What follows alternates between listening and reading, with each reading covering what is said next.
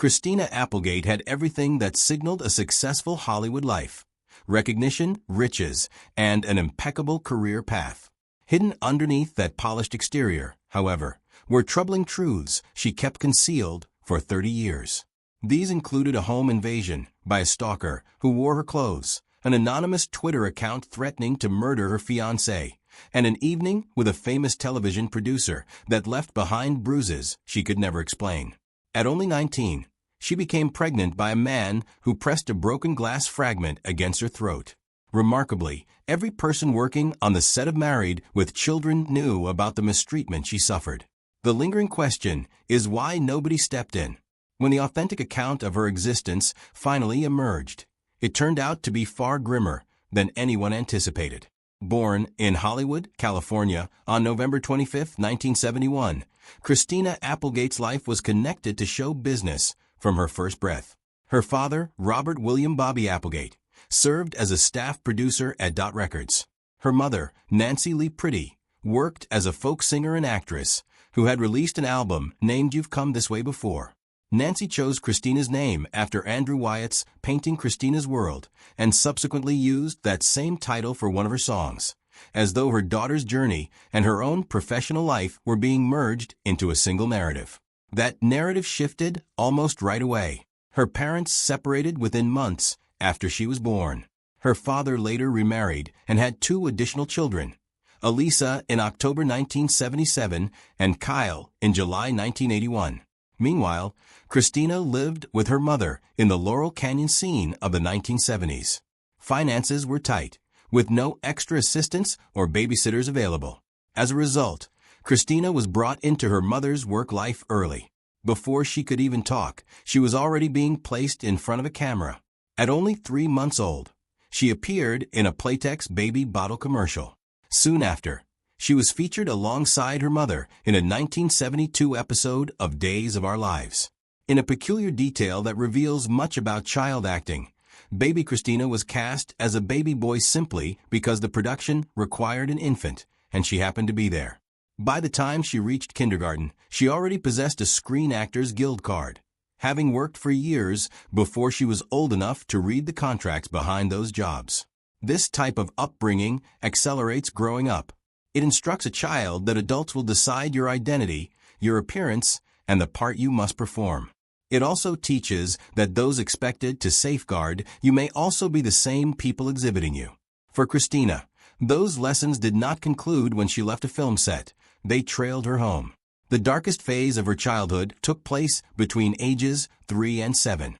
During that brief period, damage piled up in ways no child should ever have to bear. At 5, she was molested by a female babysitter. She also watched her mother inject heroin. At home, a live-in boyfriend of Nancy Pretty abused both mother and daughter physically. Christina later described those years with raw honesty, stating that even as a young child, she knew what was happening was wrong, feeling sick, scared, and sad. The incident with the babysitter never truly left her. She wrote that afterward, she never fully felt comfortable being touched, and that unease remained with her for the rest of her life. At the same time, the home environment felt deeply unstable in every direction. Christina later said she had kind of the worst situation from 3 to 7, but she also placed it within a larger world she grew up around, one full of single mothers, men moving in and out, and drugs sitting too close to daily life. In another interview, she shared one small memory that says more than a long explanation ever could. As a little girl, she was thrilled when dinner included hamburger buns because that meant there was enough food for bread to be on the plate. Even so, she never painted her mother as a simple villain. That is part of what makes her story so painful. It was never simple. Christina has stated clearly that she loved her mother deeply. She once said Nancy Pretty was wonderful, but her tools were off. Then she repeated a line her mother used to say, one that would later explain so much about Christina's own choices in love. I never met a junkie I didn't like. Christina admitted that this became part of her own pattern, too. She was drawn to broken men, men without stable lives, men she thought she could fix. Long before she was old enough to understand it, love and chaos had already started to blend together in her mind. By the time she was a teenager, she was no longer just a child actor with a few credits. She was a working professional. She had already appeared in the 1981 horror film Jaws of Satan, then acted alongside Scott Baio on Charles in Charge in 1984, appeared on Silver Spoons in 1986, and landed her first regular series role as Robin Kennedy on Heart of a City during the 1986 to 1987 television season. She was only 15, but the pressure was already heavy, and the damage from childhood had started finding new forms. One of the cruelest moments came from inside her own family. During those teenage years, her mother suggested that Christina consider liposuction. That detail stayed with her. It became one of the foundations of the eating disorder that followed. When a teenage girl is told by her own mother that surgery might improve her body, that idea does not just pass through her mind and disappear. It stays. It settles in. It starts shaping how she sees herself every time she looks in the mirror. Then came the role that made her famous and nearly broke her at the same time. In 1987, Fox cast Christina Applegate as Kelly Bundy on Married with Children. The show premiered on April 5, 1987, right as the new Fox network was trying to establish itself. Christina was 15 when she got the part, 16 when the show started airing, and 25 when it ended in May 1997 after 11 seasons and 259 episodes. Kelly Bundy became one of the most recognizable characters on television. She was the ditzy, sexy older sister, and the image attached to that role became a prison Christina had to live inside for years. The clothes alone tell part of the story. Tight leather miniskirts, crop tops, fringe jackets, liquid dresses so tight that, as Christina later put it, eating something as small as a grape would show on camera. By the 5th season, she wrote that she could walk onto the set and the audience would start laughing before she even said her first line. Kelly Bundy had become an entrance, a body, a spectacle. To stay inside that image, Christina starved herself. She has spoken openly about being anorexic during those years. She wrote that if she wanted to wear the clothes she imagined for Kelly, she had to go even deeper into her eating disorder. A whole bagel was unthinkable. Even half a bagel felt like too much, so she would scoop it out and eat only part of it. The obsession did not stop with food. Exercise was relentless. There were days when she went to spin class, then worked out with a trainer, then spent 2.5 more hours in dance class. All of it was driven by the same desperate chase for perfection, the same feeling that whatever shape she was in, it was still not enough. It was not health. It was punishment dressed up as discipline. By the end of the show, she had reached a breaking point that felt almost symbolic. For the final season, she shaved her own head. The producers had to put her in a wig for the entire year.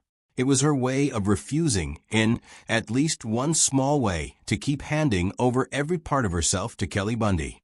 When the show ended, Fox even offered her a Kelly Bundy spinoff in 1997, and she turned it down. Not long after that, she also turned down the lead role in Legally Blonde. Reese Witherspoon took it instead, and it became a major hit. Christina later joked that the decision cost her Reese Witherspoon money, but behind the joke was something real. She had already spent so many years being trapped inside one image that maybe walking away from another version of that trap felt necessary at the time. Her personal life during those years was no calmer than her career. In fact, it often looked like the same pattern from childhood, repeating itself with more glamour and more danger.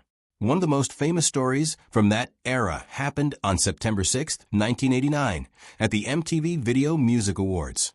Christina was 17. She had been invited to present, and through friends in Los Angeles, she had gotten close to a 26-year-old actor who was still unknown then, Brad Pitt. They had been friends first, and then something shifted. She invited him as her date to the VMAs. He drove her there along with her mother Nancy Pretty and her best friend Lori Allison. But during the show, Christina's attention locked onto someone else entirely, Sebastian Bach, the frontman of Skid Row. In her own telling, she spent the night staring at him. Brad Pitt was not yet the Brad Pitt that mattered in the shallow, impulsive way things can matter when you are young and surrounded by fame. When the ceremony ended, Christina left with Sebastian Bach while Brad Pitt had to drive her mother and best friend home. Years later, she learned just how angry he had been. Apparently, He talked about it for decades. Two different movie star girlfriends later asked Christina if she was the girl who had ditched Brad Pitt at the VMAs. That one moment had stayed alive in Hollywood memory far longer than she expected. That story did not end with romance. It ended with disappointment. After she left with Bach, she discovered he was already in a long-term relationship and already had a 1-year-old child. So, the reckless choice that seemed exciting in the moment turned out to be empty almost immediately. Years later, Christina and Brad Pitt made peace with it. She admitted she had been a kid and he had deserved better. Around that same age, she also briefly dated Anthony Kiedis of the Red Hot Chili Peppers, who was also 26 while she was still 17. Their first date, according to her memoir, was almost absurdly ordinary. He took her and her mother to a farmer's market. She joked about how un-rockstar that felt. Still, the relationship carried the same imbalance as so many others. She remembered one odd line he said to her about not wearing deodorant. Then, after he ended things, he asked her to do his laundry. She did it. She was 17. He was 26. Nobody stepped in to say that something about this was deeply off. She also dated David Boreanaz before he became famous through Buffy the Vampire Slayer or Angel, after he had guest starred on Married with Children in 1993. That relationship was much lighter. But the next serious relationship was not light at all. It was terrifying. Years later, her pattern of trying to save broken men came back again. In 2005, her marriage to actor Jonathan Shaw started falling apart. They had married on October 20th, 2001, in Palm Springs, in a wedding Christina later described with painful honesty. She wrote that as she came into the ceremony and looked at her husband-to-be, her first thought was, "Oh no." The marriage ended soon after. Shaw filed for divorce on December 5, 2005, and it was finalized in August 2007. The split was detailed down to the assets. He received $1.5 million in bank accounts, a cement Buddha, and a 2001 Mercedes-Benz S500. Christina kept 2 Los Angeles homes, a 2006 Lexus, and $7.5 million in bank accounts. Both waived spousal support. During the separation, she began dating a young photographer named Lee Greaves. He was, by her own description, exactly the kind of broken man she was always drawn toward. He struggled with addiction. Christina tried hard to save him. She tried to get him into treatment. She did everything she could think of. Nothing worked. In 2008, Lee Greaves died of a drug overdose. By then, Christina had already started seeing Martin Lenoble, the Dutch bassist who would eventually become her longest and most stable partner. So, even as one relationship with an addict was ending in tragedy, another chapter of her life was just beginning. But before that new chapter could settle, something even more serious arrived.